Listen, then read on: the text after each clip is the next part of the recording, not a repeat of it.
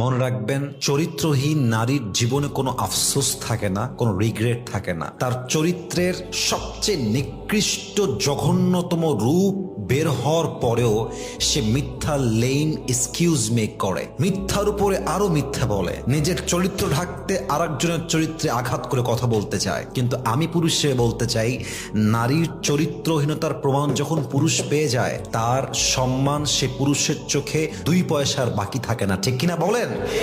তখন পুরুষ সেই নারীকে রাস্তার 10টা মেয়ের মতো সস্তা মেয়ে মনে করে। তার জীবনে সে প্রতারক চরিত্রহীন নারীর কোনো প্রকার কোনো জায়গা থাকে না। এজন্য আমার মনে হয় চরিত্রহীন চরিত্রবান হতে পারে যদি তার ভুলের রিয়েলাইজেশন তার মাঝে কাজ করে।